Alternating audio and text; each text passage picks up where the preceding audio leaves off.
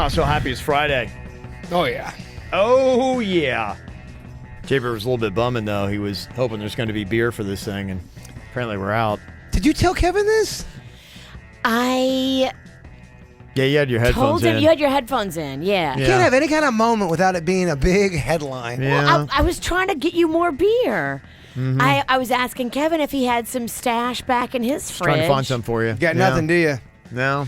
Ralston's game has been slipping a little bit with the beer lately. Kind of noticed that? He used to have it always stocked. Yeah, I used to have a little bit of a stash in there, and then, it ran out. And it's just tough for me because I do the gym thing as soon as I get out of here. And I did that one time where I think it was a podcast we had done. Yeah. And I had like 2-3 beers, something like that, just enough to get a little bit of a buzz on. Not too bad, but it was just enough where it was just kind of like swimming in your system. And then I went and my trainer put me through the worst workout, and it was so miserable. I mean, it was an hour of, like, I was, like, about ready to cry, just start weeping. Like, I almost just said, I can't do this. And, like, I kept looking at the clock, and I'm, like, going, I got to have, like, 5 minutes left. And I had, like, 45 minutes left. Oh. And he just beat me like a drum for 1 hour, and it was god-awful. I'm like, I can't do this again. If you're hungover and you have to do something big, that's the worst, man. Oh, my gosh. You're just, like, out of your body. You're like, what the heck is going on, man? If you're really, really hungover to the point where you can't even, I mean, it's bad, is that a legit excuse to call into work? If you're throwing up, you're crapping, you're everything, it's so bad. I think so. Yeah, but I think you say you're sick, but you don't say why you got sick. Yeah, you definitely go with, like, the food poisoning. Oh, I think I had a bad clam or something. Yeah, you don't say, I drank too much. Food poisoning, even if you have it, your excuse sounds fake. It does. Anytime an intern will call in, I get food poisoning. And it's always around, 5 o'clock in the morning, they let us know. Oh, can't come in, food poisoning. I'm like, motherfucker, I know it's not. Oh, those 14 margaritas, they poisoned me. How many times have you legitimately had food poisoning in your life? Probably 4 or 5 times. Okay, I think I'm at 1, maybe 2. I think I've had a few because I eat some pretty crazy stuff. Yeah. I've had a few where my body just completely rejected it. I had one where I went to the Golden Corral, and I don't think I've ever been that sick in my life. I remember it took me 20 minutes just to crawl to the bathroom so I could throw up, and I'd get back to my bed, and I'd just start to feel better. I'm like, okay, I got it all on myself. I'd have to go right back, and it was like a 48-hour flu. Yeah. Hey, Dennis, can we cut that for the Golden Corral pitch? Oh, no. They're not. There's no way they're a client. You guys talk shit about them all the time. Well, there's no way they're a client now. I honestly, no. Can you imagine, if you were a salesperson, you went and you sat down and be like, okay, here's our air talent talking about your product. Well, here's what I would say. I'm going to end it with a positive. It got me so sick, I don't give a shit. I'd go to Golden Corral 3 times today because I love their food. It's so good. I love food poisoning. It's good enough. I'll fight through the food poisoning to still eat your product. That's an endorsement. Oh, that is an endorsement. Salmonella is delish. It's actually a good endorsement. Nom, nom, nom, nom. I lost 5 pounds. What? That's awesome. I do not think that's... If I own Golden Corral, I kind of like this marketing. Yeah, I got sick, but I still powered through it. Go with that. Wow, okay. Mine was an all-you-could-eat seafood buffet in the Smoky Mountains. Ooh. Seeing a theme here? Buffet. Mm-hmm. I can't even tell you the last time I ate at a buffet. I don't remember it. Mine was old sushi. I knew I shouldn't eat it. And then I ate it anyway, followed up with ice cream. Because you're there, you're excited, there's a lot of options. Oh, you know what ruined... No, it was at home. It was takeout that had been in the fridge for a little too long. Ugh. It was nobody's fault but my own. Mm-hmm. And for some reason, I thought it would be a good idea to eat this old-ass sushi and then pair it with some ice cream. And you're already lactose intolerant, so you knew you were going to be shitting your brains out just from the ice cream. Yep. Ugh. You know what really, really did ruin buffets for me is, and I'll still go, but I got to kind of psych myself up for it. There was an old guy, and I was already kind of grossed out because it was so crowded at this one buffet, and people are they're eating with their mouths open. I was just kind of getting grossed out, and this old guy was right by the food, completely ripped ass, farted in front of the food. You heard it or you just smelled it? No, I heard it and I smelled it, and he was old and he didn't give a shit about it. He may have given a shit in his pants. And it was by the food, and I'm like, you know what, man? That sucks. And then another time, there was some millennial, I don't want to say the place. He farted too, right by the food. The old and the young alike. I know. They It's have no awful. regard. Why Yeah. do people think they can fart at buffets? Look, 30 feet around the buffet is a no fart zone. Exactly. And anybody who breaks that rule is a terrorist and should be tackled. Seriously, you had every right. It was within your rights as an American to tackle those fuckers. Kid was 18. He was in great shape, and nothing's worse in the psyche than getting beaten up by an 18-year-old kid as a grown-ass man. Brings you down a peg, doesn't it? Oh, yeah. Oh, yeah. Can't be crazy. Let me see. Got a couple questions here that Samantha answered. She said, we haven't heard too much about the personal stuff lately. Last weekend was busy for you guys. Did Cannon like the WWE? Went to Summerslam. What was his first WWE event like for him? Did his big brother enjoy? Yeah, he liked it. He seemed to have a good time. He got some swag stuff and saw it. And he was down there. He went dressed as the Undertaker. Love it. And so he was, he was really impressed. A couple of people recognized him. And, for him, he's an 8-year-old. Oh, it's it's huge. huge. It's massive. Some people ask me, like, "Are you the Undertaker?" He's like, "Oh yeah." So in his mind, he's like, people think I'm the Undertaker. Spitting image. Yeah. That's such a big deal.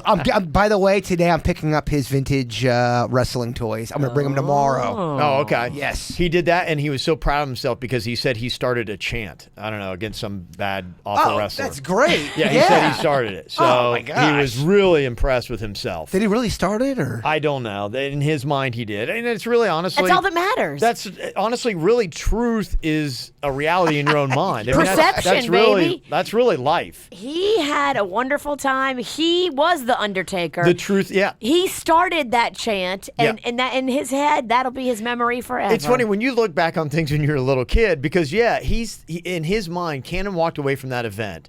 Is people are going, oh my gosh, there's the Undertaker. Pass it along. In his head, yeah. In his head, and oh my gosh, the Undertaker's starting a chant, and people are like, so We got to do it. yeah, he's like a star. I mean, he was mixed in with the action. He was part of the action. This I just love feeds it. the beast. You Yes. know that. I know. This is I'm just stuck on it. I know. You're in it for a few years now. You're going to be in it for at least 4 more years, and if he's anything like a lot of people I know, he might be a lifer. He might be a lifer just because there's so much wrestling stuff in our house that he came on Gangbusters. It's only been about maybe 3 months he's been into it. That's what happened. The same thing happened to me. I was not interested in wrestling whatsoever. I watched one episode and it was like a drug. I was hooked, baby. Yeah, it came out of nowhere. It's just like, bam, it's power bombed him. But he was 8 when this all happened. I got hooked on wrestling when I was 24. I'm not. I'm not kidding.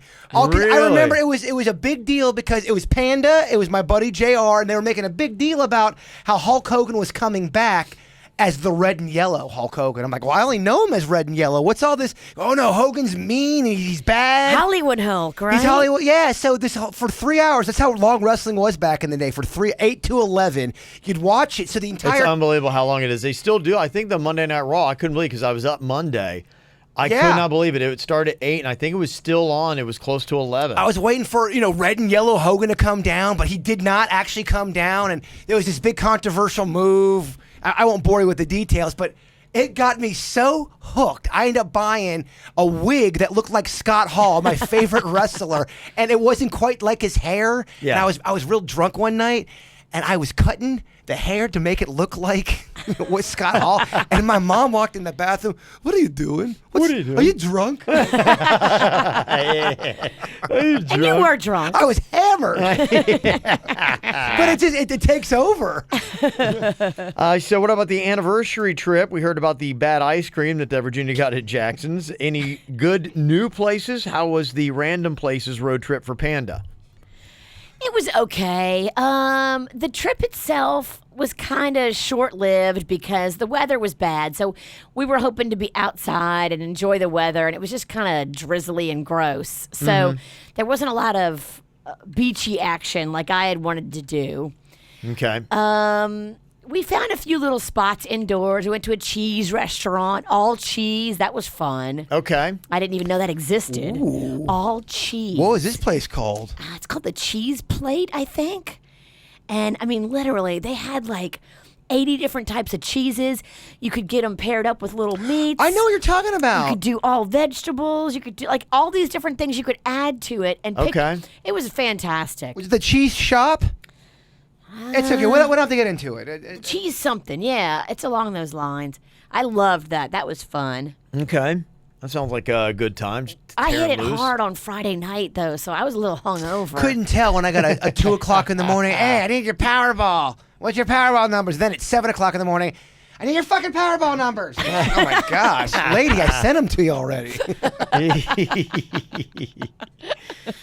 Let me see. And Jason, haven't been mentioning Orlando a lot lately. Is he possibly seeing his old girlfriend who lives up there? No, I'm not. I can go ahead and dispel those rumors. I am not.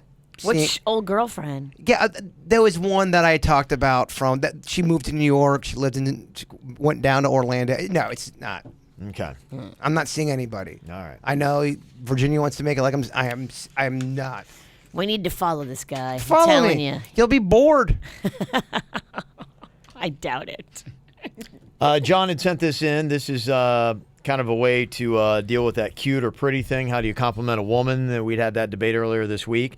He said, after dozens of fights of me not saying the right thing, my only reply to any comment on my wife and her looks is, yeah, I'd fuck you. Jeez. So apparently that works. Is that Kentucky John that sent that? I don't think so. Okay. It's a little harsh. I don't know. Is it a compliment, though? I think he's kidding. There's no way. He's like, I think he's just saying that. That was kind of a controversial topic, by the way. People were kind of split. Yeah. At least in the hallway they were here at work. Yeah, I saw a couple people fist fighting about it. Oh, yeah. Sales guy's like, I'm fucking cute. What? Mm-hmm. Let me see. Nick talking about the famous celebrity meltdowns and the Robert Downey Jr. interview. Said, I listened to your bit about celebrity meltdowns the other day, and I think you guys are missing one thing about the Robert Downey Jr. interview. The guy interviewing him is notorious for trying hard to be a douche to people in interviews and make them crack. He wasn't at all intending to explain Robert Downey Jr.'s backstory to his audience. He simply wanted to upset him. Oh. Look at his interview with Quentin Tarantino. Well, he does it and with others. Pharrell. Yeah, he does a bunch of it. That guy is known to be under your skin, but still, though, you gotta answer questions. Don't let him get you. Yeah. So both of those guys called this interviewer out on his crap for being manipulative and a douchebag.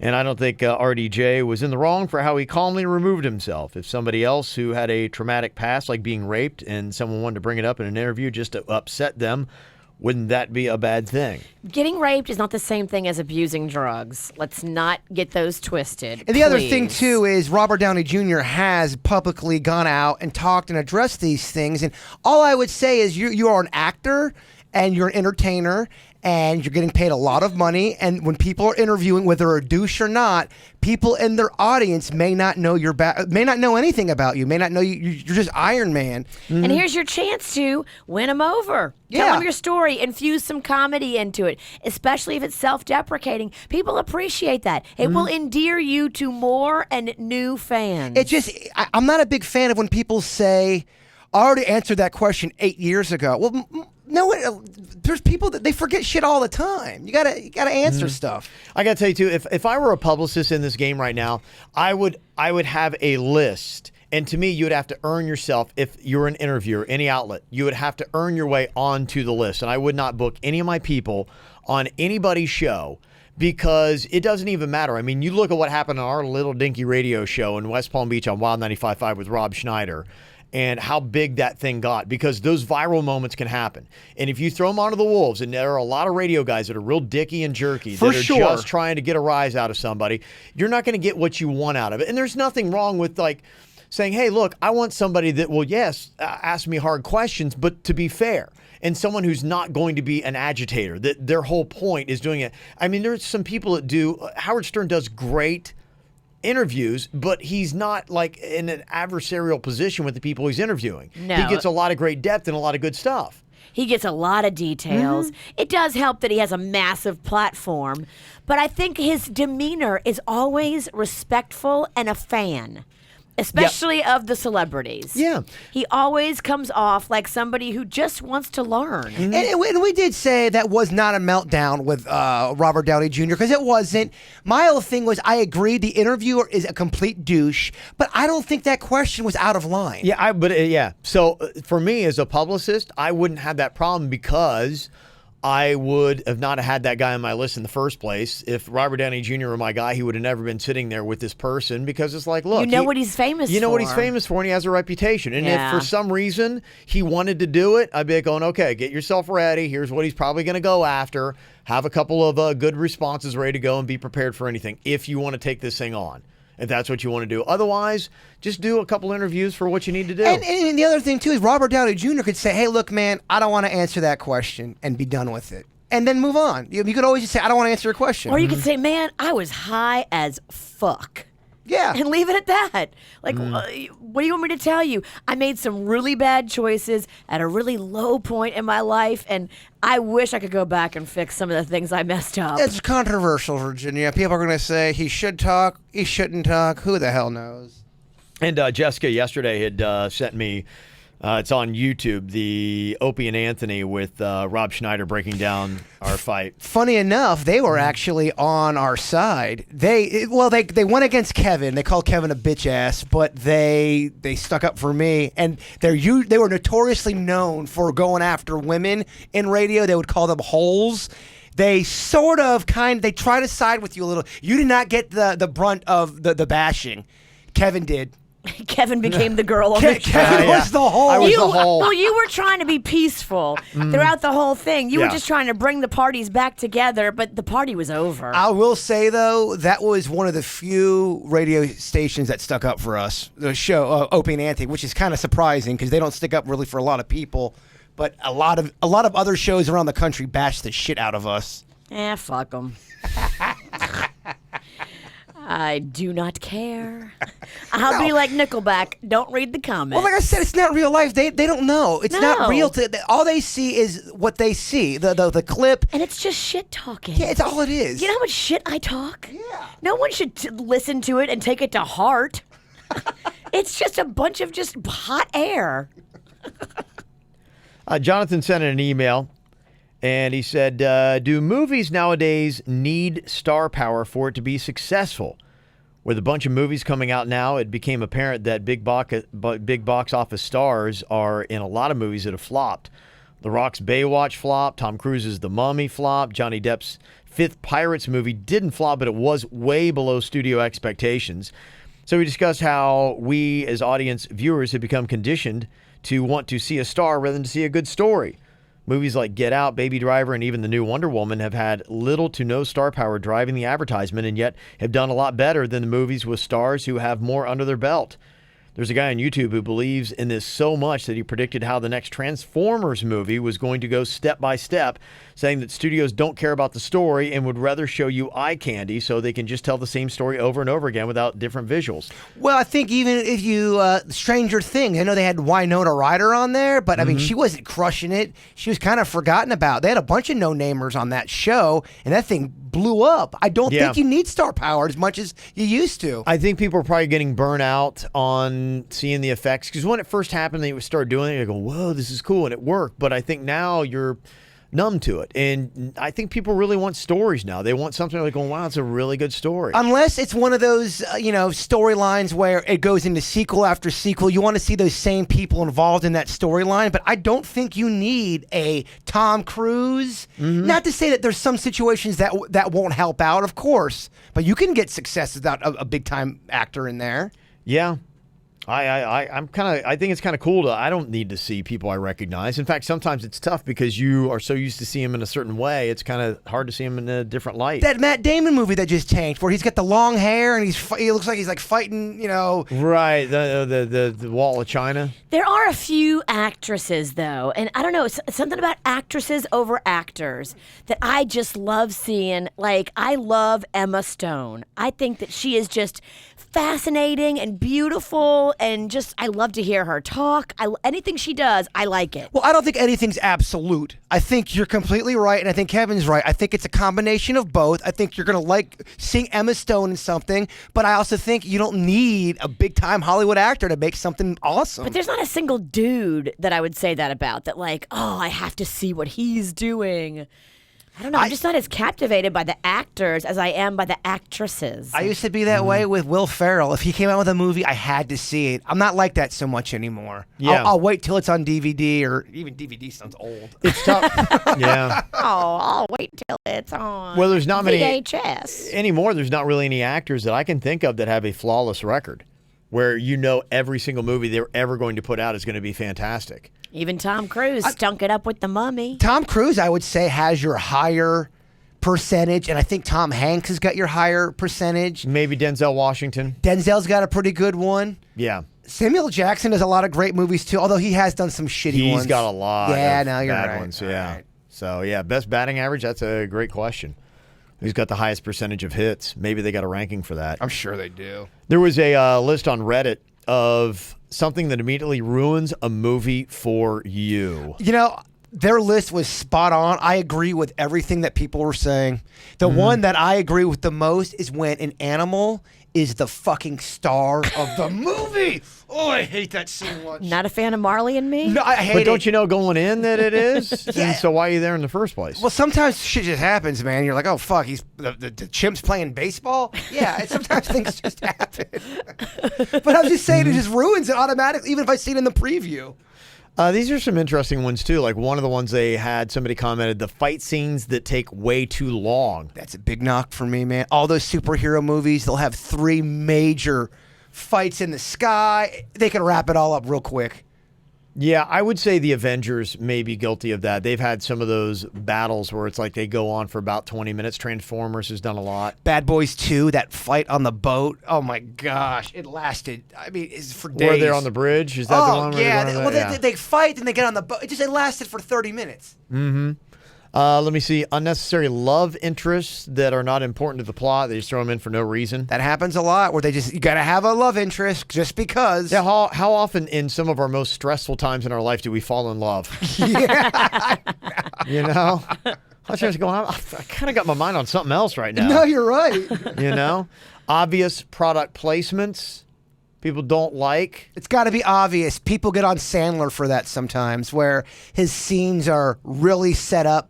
Oh, I guess he's promoting Hooters on this movie. Oh, okay, yeah. For some people, it does That was not. in Big Daddy, right? Yeah, that one does not bother me though. The product placement doesn't bother me. No. And bad CGI. You don't see as much of it when they first got CGI out.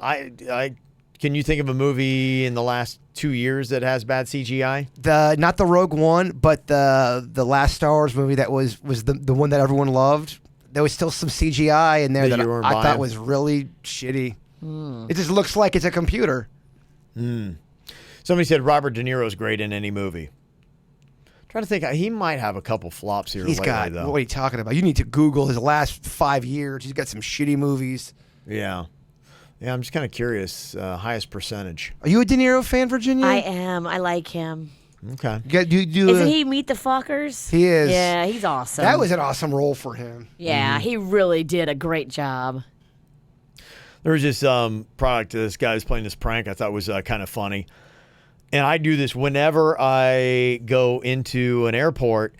I want to be charged up when I get on the flight because, you know, you probably want to watch a movie or a TV show, something that you got. And there's nothing worse than like, you know, you got like an hour left in your flight and you're like looking at because I'm always doing, I'm like going, okay, how much movie do I have left? How much flight do I have left? And how much battery do I have left? The 3 things you're always processing in your mind. Because the worst is like you've got an hour and a half left in your flight and you run out of battery and you had half a movie and you're like going, ugh. And then you're just sitting there like, ugh. What do I do? Angry for the last 90 There's minutes. not even Sky Mall anymore. I know, right? Yeah. Thing went under. So I'm always trying to charge. Like it's so cozy walking onto a plane with 100% battery, being like, okay, you know what? I'm good. Yeah. So I'm always looking for a place to charge. And a lot of airports now will do charging stations, but still it's not prevalent enough that everyone can be taken care of. So you always try to find that outlet that's like on that random pole somewhere. Yes. And so this guy, just to fuck with people, he's made these stickers, realistic looking stickers of outlets. And he's gone around and he's put them and stuck them onto poles in airports. And then he makes videos as people are trying to plug in their phones. To a sticker. And they're going dink, dink, and it's just bouncing off the wall. And the people are like, what the fuck? Like, Such a good idea. He would get me so good. Oh, you'd get me too. Because when I walk through the airport, I am frantically looking for an outlet. And you're- Always. Right, and you're not really thinking about it, and it looks so realistic. Like, it's right there, and this chick is sitting there, and she's trying to, like, plug it in. She tries the top, and she tries the bottom, and then she's just like, but the thing that's kind of weird about it, you don't want to stick your finger in the outlet, so you're like, okay. That's a great prank. It's an unbelievable prank. So Easy smart. too. You So sit back and easy, yeah. relax. Yeah, I'll put that up on our Does social. anybody ever, I saw a little clip of it. Does anybody ever confront him or go up to him or anything? No, people start looking around a little bit because he's sitting right in front of where the outlet is, where he's put the sticker. And yeah, it's just kind of funny. And people start looking around because that's what happens when you do something. That's your first thing. You start looking around. Is anybody watching me? Like, Where's the camera? yeah. Jay Bird? I don't even think they're thinking camera. I just think they're thinking, okay, like, why? Because your first thing is like, why can't I simply plug my phone into this outlet? If there's enough time that goes by, like that's so quick. But yeah, I'm kind of, and maybe it's just because what we do for a living, I'm always thinking I'm getting fucking punked. I'm getting filmed. Someone's recording me. Like something is going on Oh, here. Yeah, it's a pretty great little prank. I'll put that up on our Twitter right now. Go and check it out, and then follow us at KVJ Show. Bam, it's up there. You can see it. It's got the photos, the before and after, and it's also got some clips of some people trying it out as well. Yeah, I think your paranoia is definitely a job hazard. I mean, we have been telling you for months we're going to kidnap you. And the thing is, I can't imagine why you're a little squirrely and always suspicious. I'm paranoid, and yet I get tricked all the time, and I'm easily startled. It's almost like it's messed with me. Denny's had a brilliant prank earlier during the show. He came So in here good. and he had a bag of chips. And he walks in the door quickly, throws a bird. He's like, think fast. And Bird reaches his hand up and grabs the chips like... Catches it. Yeah, he's like, aha, look at this. Motherfucker used my prank on me. That's my prank. That he fucking turned the tables and used it against It's pretty me. awesome. And made it better. So Jaybird's sitting there all proud of himself, but it was a 1-2 punch and Jaybird didn't realize. So the bag of chips, and then right following real fast, he had a set mousetrap and threw it. And Jaybird, because you're startled on the second one. The first one you got and you're proud of yourself. You're basking in your own glory. And all of a sudden this mousetrap's flying at you. And he swats it. He activates the trap and it like clamps on his ear. Close to it. Yeah.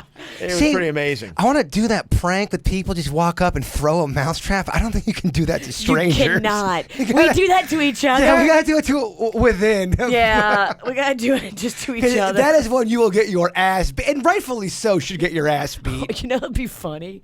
Wait till somebody goes into this shitter. Oh my god! Hey, heads up! It's rain or rain No, trick. take like 10 of them and pour them over. There's no way you Oh, would. my God. That's a lawsuit. You can't do it. No, do it internally.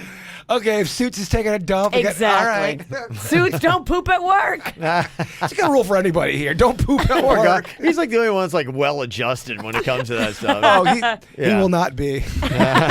We will put the fear of poo in him. All right.